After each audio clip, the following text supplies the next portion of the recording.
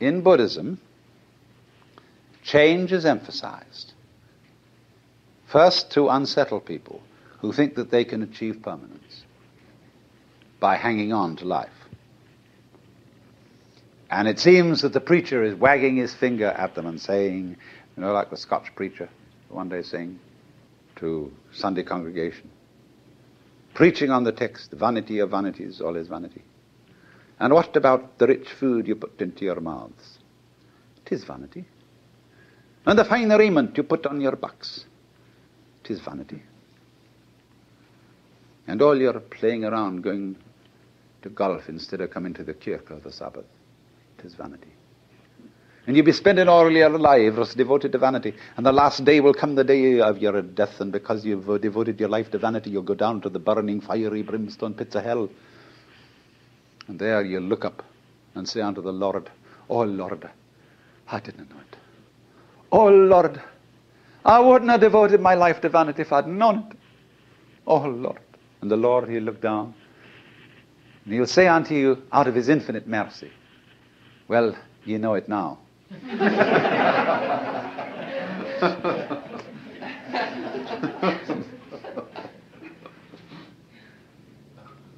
So all the preachers together, you should say, don't cling to this thing. So then, as a result of that,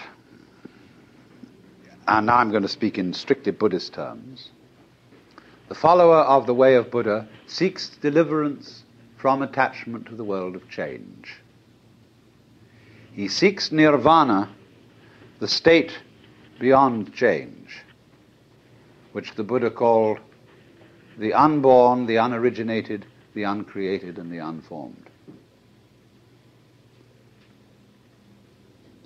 But then you see, what he finds out is that in seeking a state beyond change, seeking nirvana as something away from samsara, which is the name for the wheel, he is still seeking something permanent. And so there are, as Buddhism went on, they thought about this a great deal. And this very point was the point of division between the two great schools of Buddhism, which in the south were Theravada, the doctrine of the Thera, the elders, sometimes known disrespectfully as the Hinayana. Yana means a vehicle, a conveyance, a diligence, or a ferry boat. This is a yana.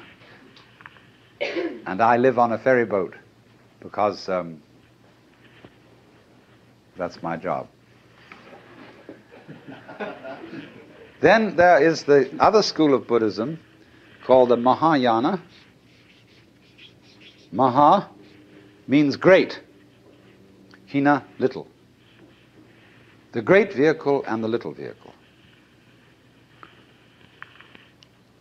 Now, what is this? The Mahayanists say, your little vehicle just gets a few people who are very, very tough ascetics and takes them across the other shore to nirvana. But the great vehicle shows people that nirvana is not different from ordinary life.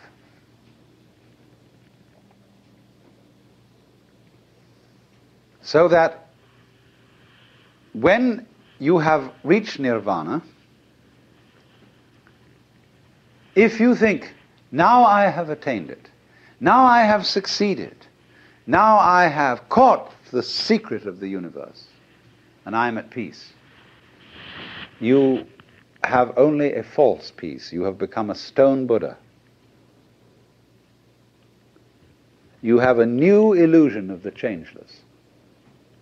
So it is said that such a person is a pratyeka Buddha. That means private Buddha. I've got it all for myself. And in contrast with this kind of Pratyeka Buddha, who gains nirvana and stays there, the Mahayanists use the word bodhisattva.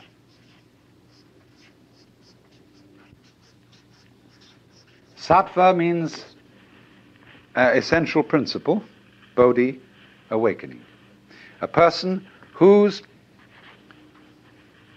essential being is awakened. The word used to mean junior Buddha, someone on the way to becoming a Buddha. But in the course of time, it came to mean someone who had attained Buddhahood, who had reached nirvana, but who returns into everyday life to deliver all other beings.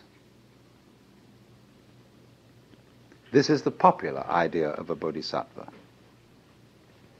a savior. And so, in the popular Buddhism of Tibet and China and Japan, people worship the bodhisattvas, the great bodhisattvas, as saviors. Say the hermaphroditic Kuan Yin. People love Kuan Yin because she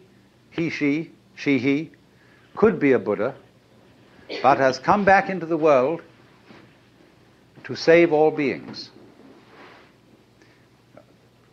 The Japanese call he, Kannon. And they have in Kyoto an image of Kannon with 1,000 arms, radiating like a great aureole all round this great golden figure. And these 1,000 arms are 1,000 different ways of rescuing beings from ignorance. Kannon is a funny thing.